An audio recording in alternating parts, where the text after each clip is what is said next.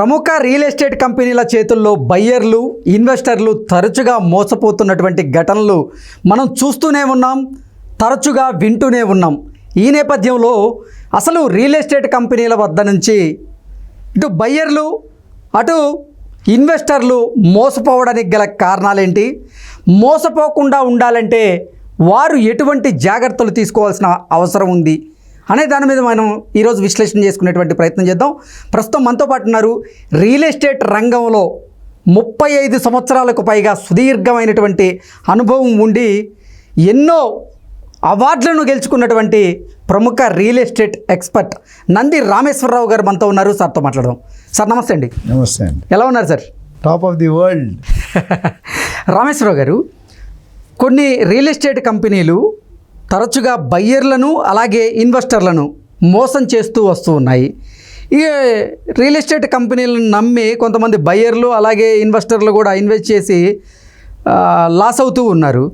మనం తరచుగా వింటూనే ఉన్నాం, చూస్తూనే ఉన్నాం. కొన్ని కంపెనీల పేర్లు చెప్పాలని ఉంది కానీ మళ్ళీ చెప్పకుండా ఉంటే బెటరు, అందరికీ తెలిసిందే కాబట్టి. అసలు ఏంటి ఇన్వెస్టర్లు బయ్యర్లు ఈ రియల్ ఎస్టేట్ కంపెనీలతో మోసపోవడానికి గల కారణాలు ఏంటి? అసలు మోసపోకుండా ఉండాలి అంటే వారు ఎటువంటి జాగ్రత్తలు తీసుకుంటే మంచిది అంటే ఏం చెప్తారు? ఇవన్నీ డబ్బులు తీసుకొని చెప్పే క్వశ్చన్. ఓకే, ప్రేక్షకుల కోసం చెప్దాం. Sure sir. ఇప్పుడు నేను జనరల్గా ఏదైనా డిస్కషన్కి వెళ్ళేది ఒక సామెత లేకపోతే ఒక ప్రాబో కొటేషన్ చెప్తాను. రియల్ ఎస్టేట్ ఏజెంట్కి మేము తరచుగా రియల్టర్ ఆక్షన్లో ట్రైనింగ్ ఇచ్చే కొన్ని వేల మందిని ప్రొడ్యూస్ చేస్తున్నాం. అవును. అట్లా కొన్ని వేల ట్రాన్సాక్షన్లు చేసాం. సో ఇక్కడ ఏమవుతుందంటే ఏజెంట్కి నేను ఒక మాట చెప్తాను తరచుగా, నువ్వు ఏజెంట్గా రానియాలి, సక్సెస్ అవ్వాలి, డబ్బులు కావాలి అందరికి, డబ్బు డబ్బు డబ్బు అంటే నీకు రెండు క్వాలిటీస్ ఉండాలి. భూమాత అంత పేషెన్స్ ఉండాలి, ఆకాశం అంత ఆశ ఉండాలి. రెండు ఉండాలంటారు? రెండు ఉండాలి. ఓకే. అది ఎందుకు చెప్పానంటే మీరు అడిగిన సబ్జెక్ట్ టాపిక్ చాలా ఈజీ టాపిక్ కాదు, చాలా క్లిష్టమైన ఇంపార్టెంట్ అయిన అన్ని రకాల $1 బిలియన్ క్వశ్చన్. అది $1 బిలియన్ క్వశ్చన్. ఎప్పుడైతే ఈ ఆశ అనేది అత్యాశకి వెళ్తుందో చీటింగ్ మొదలవుతుంది. దెన్ ఆశ ఈజ్ ప్రమోటెడ్ టు అత్యాశ, ఎలివేషన్. ఇప్పుడు నువ్వు యాంకర్గా ఉన్నావు, రేపు ప్రోగ్రామ్ ఇంకేదో అవుతావు. ఆ పెరిగినప్పుడు ఆ పొజిషన్కి జస్టిఫై చేయాలి. ఎగ్జాక్ట్లీ. ఆ జస్టిఫై చేయనట్టు you will be thrown down. ఎంత స్పీడ్గా ఇచ్చారో అంత స్పీడ్గా లాగేస్తారు పవర్స్. ఏ మనిషికైనా పవర్స్ ఇవ్వకూడదు, పవర్స్ ఇస్తే తీసుకోకూడదు. లేకపోతే ఉండే టైగర్లా ఉంటుంది, తెలుసు కదా. ఉండే టైగర్ కల్పించిందంటే కథం. అది ఎందుకు చెప్తానంటే రియల్ ఎస్టేట్ ఎవరు కూడా పుట్టుకతో ఎవడు మంచివాడు కాదు, ఎవడు చెడ్డవాడు కాదు. బ్యాలెన్స్డ్గా పుడతాడు మనిషి. దేవుడు పుట్టించిందా లేదు. ఎందుకంటే మొత్తం అన్నీ నీకు ఇచ్చాను, నీకు భూమి మీద మనుషులు కనిపించరు. అంటే నీకైనా ఎవరికైనా జనరల్ పర్సన్కి. సో అందుకని కొంతమందికి కొన్ని ఆటలకు కొన్ని పెడుతుంటారు, ఆ కమ్మీలు పెడతారు. ఆ పెడితేనే మనం దేవుడిని గుర్తు చేసుకుంటాం. మన దేవుడో లేకపోతే మిగతా ఉంటుంది వాళ్ళ దేవుళ్ళు వాళ్ళు. సో రియల్ ఎస్టేట్లో ఏమవుతుందంటే డబ్బు సంపాదించడానికి సులభమైన మార్గం అనేది అనుకుంటారు. రియాల్టర్ అంటే ఏజెంట్ అవ్వచ్చు, బిల్డర్ అవ్వచ్చు, డెవలపర్ అవ్వచ్చు, లేదా కన్సల్టెంట్. రియాల్టర్ పని అంటే అన్ని ఉట్టు ప్లాట్లు అమ్మేవాడే రియాల్టర్ కదా. Builder is also called a realtor. So డబ్బు సంపాదించాలని ఆశతో వస్తారు. మొదట అంటే పతివిరోధులో కరెక్ట్గానే ఆలోచిస్తారు. 10 కోట్లు పట్టుకొని దిగుతాం, 10 కోట్లు పెట్టి దిగి బిజినెస్ చేద్దాం. వీడిని ఎవడో మోసం చేస్తాడు, ఆ లాస్ కవర్ చేయడానికి ఈయన చీటింగ్ ఆడతాడు, ఆయన లాస్ చేసినట్టు అంటే ఒక చైన్ సర్కిల్. ఎలాగ ఫర్ ఎగ్జాంపుల్ ఒక ల్యాండ్ తొందరపడి ప్రీ లాంచ్లో అమ్ముతాడు మామూలు. ఎగ్జాక్ట్లీ, నేను అదే ప్రశ్న అడుగుదాం అనుకుంటున్నా. ఈ ప్రీ లాంచ్ పేరుతో ఈ మధ్య కాలంలో రియల్ ఎస్టేట్ కంపెనీలు కొన్ని ఆఫర్లు తీసుకొచ్చినట్లుగా కస్టమర్లను అట్రాక్ట్ చేసేదాకా అంటే చేయాలనే ఉద్దేశంతో ప్రీ లాంచ్ని ప్లాన్ చేస్తూ ఉన్నారు. ఈ ప్రీ లాంచ్ పేరుతో ఎంతోమంది ఇప్పుడు ఎవరైతే ప్లాట్ కొనాలని ఆశపడుతూ ఉంటారో రూపాయి కూడబెట్టుకొని ఈ ప్లాట్ కొనాలని వీళ్ళేదో ఆఫర్ ఇచ్చేసరికి ఆ ఆఫర్ని చూసి మోసపోయి వీళ్ళు తీసుకెళ్ళి అమౌంట్ వాళ్ళకి కట్టేయడం, వాళ్ళ తర్వాత చేతులు ఎత్తేయడం.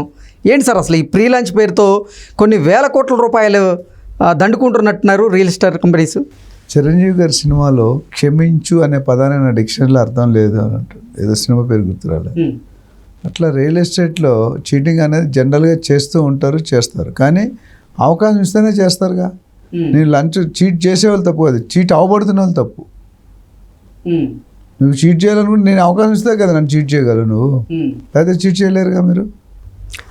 ఇందాక మీరు ఒక మాట అన్నారు ఆశ అని. ఆ ఆశనే వాళ్ళు క్యాష్ చేసుకుంటున్నారు. అదే నేను I will complete that sentence. ఇప్పుడు రోడ్డు మీద వెళ్తుంటే పెద్ద పెద్ద హోర్డింగ్స్ కనిపిస్తాయి బట్టల షాపులు, వేరే 50% డిస్కౌంట్ అని ఉంటుంది. చూసారా మీరు? అవును, చూసారా?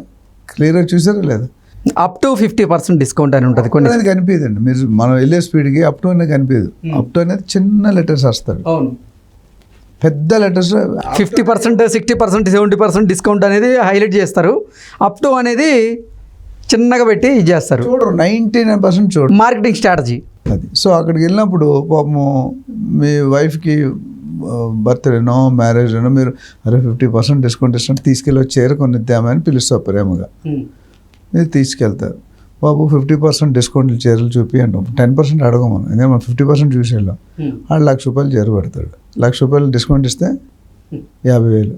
మన సొసైటీలో సౌత్ ఇండియాలో ఆంధ్ర తెలంగాణలో 50,000 చీరలు కొనిచ్చే భర్తలు ఎంతమంది ఉన్నారు అనేది నీకు ఆన్సర్ ఉంది. మన వల్ల కాదు అది. అవును, ఏదో మ్యారేజ్ అంటే పెళ్ళికైతే ఏమో తప్ప జనరల్గా మనం 50,000 కాదు కదా 30,000 చీర కూడా కొనియం. అఫోర్డబిలిటీ కొనివ్వాలన్నా we are not Ambani or Adani, we are normal people. So అక్కడ నీ పరిస్థితి ఏంటి? ఒకవేళ నువ్వు నీ బడ్జెట్ అయితే లేదు, నువ్వు ఏదో 5,000 10,000 అని ప్రిపేర్ అవుతావు. మామూలు అయితే 2-3 కొంటావు, మా బర్త్డే ఒకటి 5,000 10,000, 10,000 50% డిస్కౌంట్ 5,000 అనుకుని వెళ్ళావు బడ్జెట్. అక్కడ వెళ్ళాక బాబు మరి 5% 10% చేయమన్నాయంటే ఆడు డిఫరెంట్గా చూపిస్తాడు, అది మనకు కొనలేము, నచ్చం మనకు ఆ చీరలు. ఏదైనా తక్కువనే ఓల్డ్ స్టాక్ లేకపోతే ఓల్డ్ డిజైన్ ఏదో ఉంటుంది. నేను ఎప్పుడో 20 years బ్యాక్ ఒక షాప్ పేరు చెప్పని వెళ్తే మా వైఫ్కి చీరలు చూపిస్తున్నాడు. ఇది శ్రీదేవి కట్టుకుంది, ఇది జయప్రద కట్టుకుంది, ఇది జయసుధ కట్టుకుంది అంటే నేను దాంట్లో వాడేసిన చీరలు ఉంటాయా, వేరే చీరలు ఉండవా అని అడిగా. జస్ట్ అంటే మార్కెటింగ్ స్ట్రాటజీ. శ్రీదేవి పేరు చెప్పి బట్టలు అమ్ముతారు. సో ఇక్కడ రియల్ ఎస్టేట్కి వస్తే మన ఇంటెన్షన్ కరెక్ట్గానే ఉంటుంది. ఇప్పుడు ఒక ల్యాండ్ ఓనర్ దగ్గర ల్యాండ్ తీసుకున్నాడు 100 ఎకరాలు అనుకో, 5-10% అడ్వాన్స్ ఇచ్చాడు. ప్రీ లాంచ్ అంటే పెట్టింది పేరు మోసం. ఎందుకంటే ప్రీ లాంచ్ అంటే నా దగ్గర డబ్బులు లేవు, పబ్లిక్ డబ్బులు తీసుకొని పని చేయాలని నేను అనుకుంటున్నాను. అప్పుడు కూడా ఇంటెన్షన్ కరెక్టే. నా దగ్గర 10% ఉంది, ఓనర్కి 10% అడ్వాన్స్ ఇచ్చి డాక్యుమెంట్ తీసుకొని నా పేరుని జీపీఏ తీసేసుకుంటాం, జనరల్ పవర్ ఆఫ్ అటర్నీ అనేది ఒకటి రాసుకుంటాం. రాసుకొని స్టార్ట్ చేస్తాం. ప్రీ లాంచ్ అంటే ఏంటంటే ఏ పర్మిషన్లు ఉండవు, ఓన్లీ ల్యాండ్ కూడా 100% నేను పేరుని ట్రాన్స్ఫర్ కాదు, తర్వాత ట్రాన్స్ఫర్ అవ్వచ్చు అవ్వకపోవచ్చు. నెంబర్ 1. నెంబర్ 2 అనేది ఇది చేసుకున్న తర్వాత లీగల్ వెరిఫికేషన్కి వెళ్తారు. రేరా అనేది డిటీసీపీ కానీ హెచ్ఎండి ఎప్పుడు ఇస్తారంటే లీగల్గా ఉంటేనే ఇస్తారు. సో లీగల్ వెరిఫికేషన్ పెడతారు. ఈ లేఅవుట్ ఏం చేయాలి, పెద్ద లేఅవుట్ వేస్తాడు, ఒక 500 ప్లాట్లు లేఅవుట్ చేసి ఇక్కడ పార్క్ ఇస్తా, అక్కడ స్విమ్మింగ్ పూల్ ఇస్తా, ఇక్కడ క్లబ్ హౌస్ ఇస్తా, అక్కడ జాగింగ్ ట్రాక్ ఇస్తే, అక్కడ చిల్డ్రన్ పార్క్ ఏవో ఇచ్చేస్తారు. అమ్మడం మొదలు పెడతారు.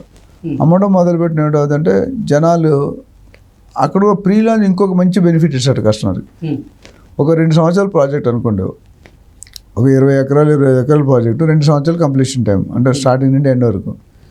స్టార్టింగ్లో 10,000 పెడతాడు రేటు, 10,000 పెట్టి ఇప్పుడు కొనే వాళ్ళకి అంటే ఈ 10,000 ఎప్పుడంటే ఆ 2 సంవత్సరాలు అయిపోయాడు 10,000, ఇప్పుడు నీకు 6,000కి ఇచ్చేస్తాను అంటాడు. అంటే ఎంత డిస్కౌంట్? 40% డిస్కౌంట్. మీరు హ్యాపీ. కానీ ఈ 60% నువ్వు పట్టించుకోవట్లే.